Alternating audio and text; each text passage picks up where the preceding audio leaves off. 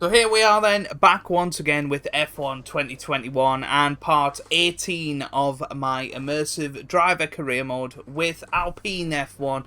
Today we've got the Brazilian Grand Prix and we have, if you didn't catch it in the last episode, have it confirmed which areas of the R&D cycle are going to be changed, are going to be affected, and that is going to be the aerodynamics, chassis, and durability, I believe. Or, no, maybe it's just the aerodynamics and chassis, actually. I feel like it was durability as well last episode. Maybe I was mistaken there, but that's what the R&D progress is looking like. We have got a couple of more upgrades coming in before the end of the season, so maybe by Australia, Abu Dhabi, we will have a couple of more upgrades in there, and we may be able to fight for a potential podium in one of those last two Grand Prix. Of course, we've taken a brand new engine this weekend due to the fact we, retired from the last race with an engine failure. So we will be starting from the back of the grid no matter what today. So I'm just going to have the one lap at the end of Q1 just to see what the pace of the car was like. So let's see how we get on in qualifying.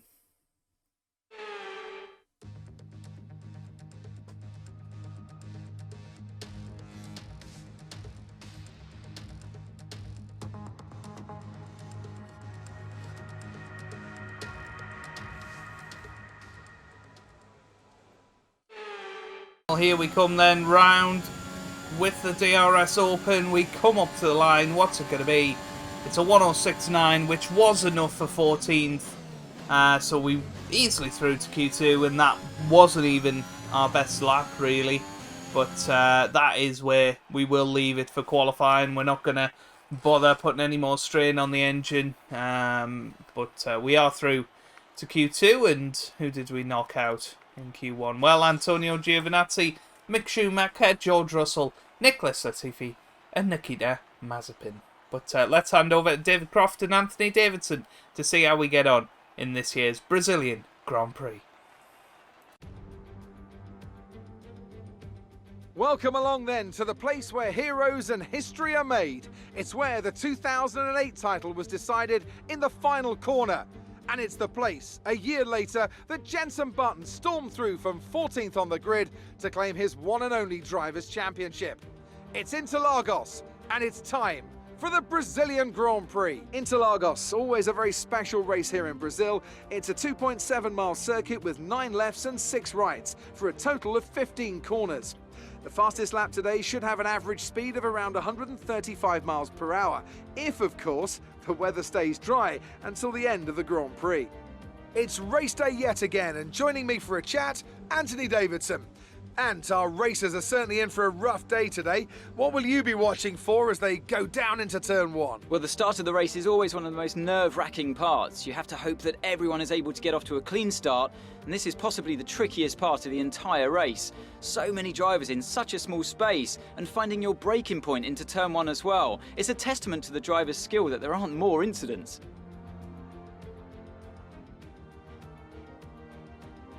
With the race minutes away from starting, here's what today's grid rundown looks like. Good job yesterday from Valterri Bottas. The Finn starts from pole position, edging out Max Verstappen, who'll start from P2. Considering the rest of the grid, we have Perez, Ricciardo, Sebastian Vettel, and Leclerc. They've taken a grid penalty. Stroll, Fernando Alonso, Hamilton, and Lando Norris. They'll be starting further back after an earlier grid penalty. Raikkonen, Tsunoda, Mick Schumacher, and Russell. Sainz, Latifi, Nikita Mazepin, and Pierre Gasly. They've taken a grid penalty. Giovinazzi and the captain. And with preparations almost complete, let's head down to the track. Well, there we go then. We are down on the track, and let's have a little look at the suggested strategy. It's looking like hard and then soft later on. That doesn't seem too bad. What about stretching out the mediums as long as... Well, there you go. That strategy. Yeah, starting on the mediums, stretching them out, and then going 16 laps on the softs all the way to the end. I think that's what we're going to go for. So here we go. And, well, I have had some advice on the start from people in the comments. And not using the overtake button until 3rd gear. So we'll see what that looks like. Okay, our system checks are good. We need to Felt stay like in a formation decent and start. start bringing the car up to temperature, please. Get some load into the tyres and work the brakes. We want them nice and warm by the end of the lap. So it's one of those Grand Prix, really, where we are on a very different strategy to almost everybody. Fernando Alonso out on the hard, so it's only us two that have differed away from the soft tyre starters. So we're probably going to be pretty slow, and particularly Fernando on the hard tyres, but we will see how we do on these mediums, and we can switch to a two-stop strategy if we feel like that's necessary, or we can come in early and stick on the hards for our second stint. It just seems to make sense around here, and hopefully we will. Radar is clear. Weather is looking good for now.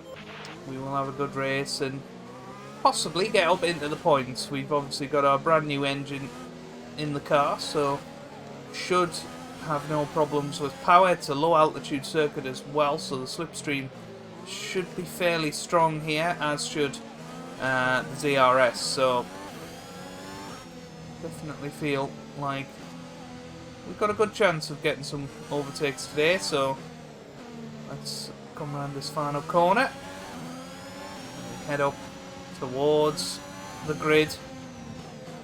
Might as well wait as long as we need to. And there you go, you see, just making everybody else wait. Joining up with everybody on the grid, but they've been waiting there. Their tyres are gonna hopefully be stone cold. And it's always a nervy one up the hill into turn 1. You can really see the gradient on this game. Feel more than other games. Lights out, away we go here in Brazil. And it's a decent start off the grid. So I might agree with whoever told me to only put overtake on once you're in 3rd gear, but we've not managed to make up any ground on this first lap so far. Just backing out of it. I think we're okay. Our wing looks okay. We're just sort of keeping out of trouble at the moment. I can say that, and then we go straight down the inside of both Giovinazzi and Pierre Gasly. Well, look at this. We got an excellent slipstream on Nikita Mazepin now. He's going to push us towards the wall. But we managed to go down the inside nice and sweetly there. Carlos Sainz struggling to get past Mick Schumacher, but we're up to 17th here. Sainz having a little look, possibly round the outside of turn 4. This is going to be so close. A little bit of contact there. And Sainz is going to have the inside line up the hill. We're watching with interest here. Just staying back, making sure that we're in a position to take advantage of any mistakes from these guys. We passed one Haas on the last lap through slipstream. Let's do the same this lap. Here we go. A great boost out of the final corner, and you can see we're already being sucked in by the Schumacher gearbox. And here we go. We're going to come in towards the inside. This lap, you can use it when within 1 second of the car ahead and in the DRS zone. And we're through, and that is another lovely move. And we're up to 16th now. And look at Sainz, he's going through on George Russell now. I think that's got to be our target. We've got to follow Sainz through here as much as we can. Well, we got DRS on Russell. Don't think we're going to have a chance this time, although we managed to brake. And wow, what a move that is. That was a cracker. We got DRS again. Awesome stuff. And Sainz, you can see he is having a look at Nicholas Latifi. And he's going to be the next man on our hit list. Well, we got an excellent run on Latifi. He goes to the inside. We've got the outside line here. But Latifi still remains on the inside. Oh, that was close, but we're okay. We're through. And now pushing on Sainz, who's pushing on Raikkonen. Okay, gap ahead is 1.6. And there is a yellow flag, and that's Alonso. I don't know what's happened to Fernando. Let's have another look at that on the replay. It was Fernando up ahead, wasn't it? Where is he? Well, was he further ahead than we thought? Oh, here he is. This is Fernando. Oh yeah, just lit up the rears. Through that corner, here he comes. He's looking absolutely fine. You can see how much he's got in the tank there, in the fuel tank. But yeah, Fernando all the way to the back now on those hard tyres. That is devastating. Well, there goes Sainz on Kimi Raikkonen, just ahead. Side by side, those two go.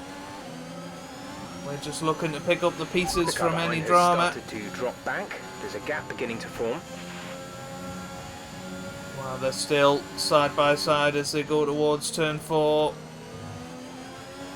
They almost touch, but this is still great racing from Raikkonen and Carlos Sainz.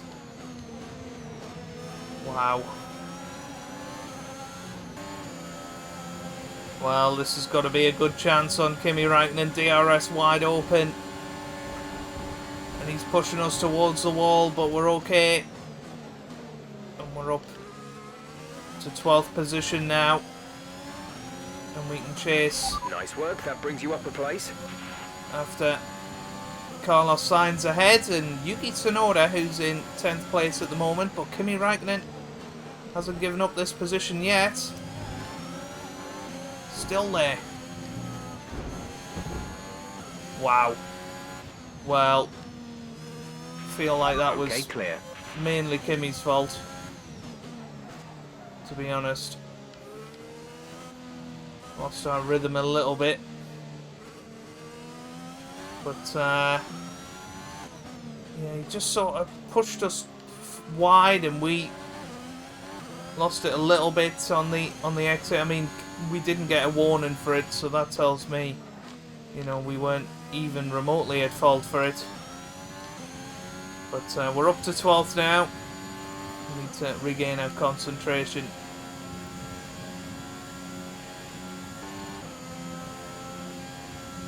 Well, Carlos Sainz into the pits, so is Tsunoda actually. Oh no, sorry, it's Max Verstappen. And we are through on Carlos Sainz. Don't think we're going to be through on Max Verstappen. Oh no, we are. He is just coming out of the pit lane now. So as it stands, we're up to 10th place. Well, there goes Max Verstappen. He's passed us. And he is now up into 3rd. But we are trying our best to continue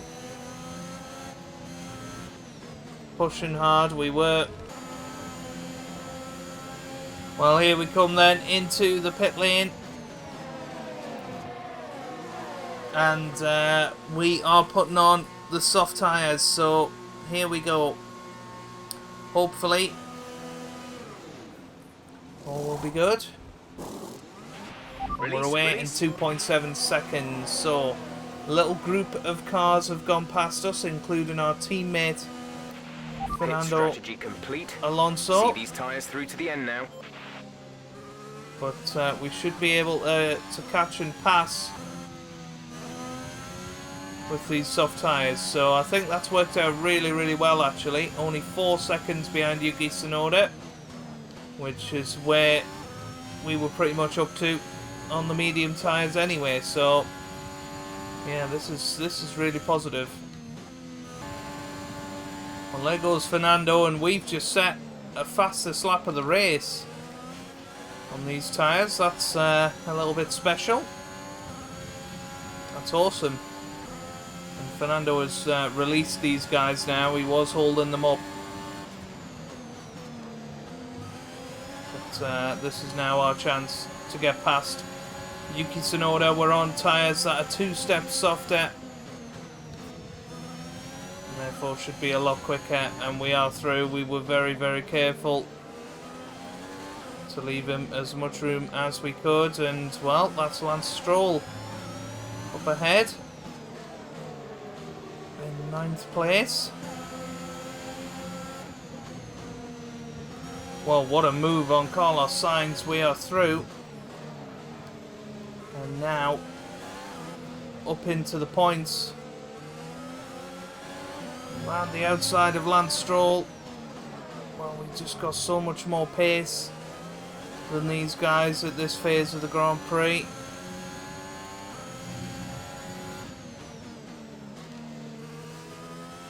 As long as we stay ahead of Lance Stroll, hopefully he will be a cork in the bottle. And now we go about building that gap, because these guys are probably going to come back at us towards the end of the Grand Prix. Front is 13.5 seconds.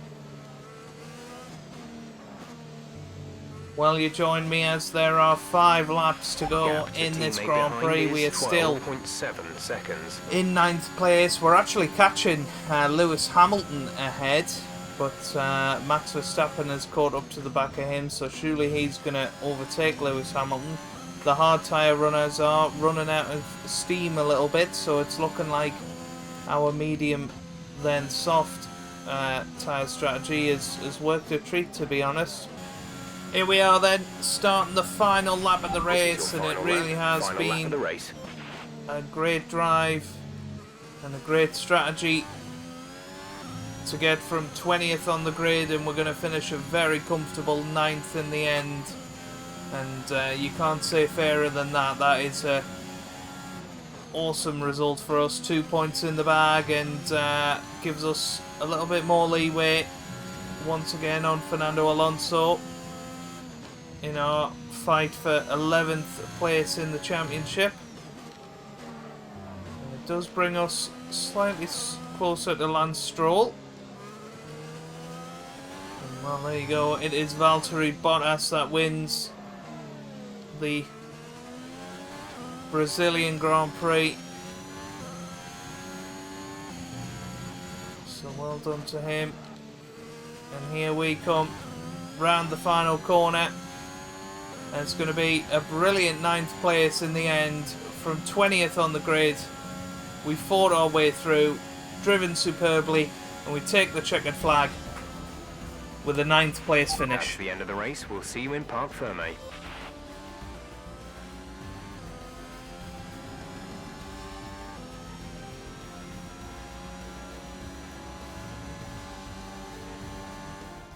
Not just victory today then, but the championship as well.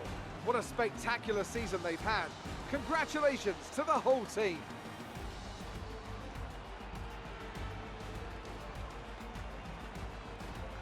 What do you think it was, Ant, that gave them the edge over the competition today? Well, this was a real team victory. They put together a solid strategy today that appeared well suited to the conditions out on track. The driver did everything that was expected of them in the moment to really execute the team's plan to perfection. A shining example of how F1 really is a team sport. So after a magnificent race, we can now see the drivers making their way to the podium. Once again, it's the Silver Arrows who take top spot. A well-earned victory for Mercedes. Well, Valtteri Bottas keeps alive the World Championship. And Daniel Ricciardo there finishing second. What a race for him. Charles Leclerc in third. You've got to say that is a fantastic performance from him. And as we look on, it's time to see how this final result affects the Drivers' Championship. Not the result our points leader wanted, but it certainly makes things interesting going forward. Now, let's discuss, Ant. Who would you say is a contender for Driver of the Day? I have to give it to the captain. Wait. There was a lot going on all down the field, but they were the only one who I really felt maximised their potential. It's another clear win for Mercedes as they managed to secure the Constructors' title. An incredible performance for the whole team. It's been an absolutely wild weekend of Formula One action. I can't wait to see what's next. well, there you go then. We are 6 points ahead of Fernando in 11th place in the championship with 45 points. If the dream does come true and we do get those desired upgrades for the final 2 Grand Prix, who knows? Maybe we could overtake Lance Stroll towards the end. I really don't know. But looking at that championship, it's crazy how well Lando Norris is doing, really, and McLaren in general. Norris only just out of the Drivers' Championship now at this Grand Prix. Bottas within 23 points of Lewis Hamilton, but you wouldn't bet against Lewis getting his 8th World Championship title, and McLaren just looking fabulous there in second. And yeah, the dream is to drive for Ferrari in Season 2 and get them back to glory, and we certainly seem to be having the beating of Carlos Sainz at the moment, so we'll see how that develops in 2 more episodes time. So if you have enjoyed that, give it a big thumbs up down below, subscribe for more F1 content, and I hope you guys are having a wonderful day. Thanks for watching, and goodbye.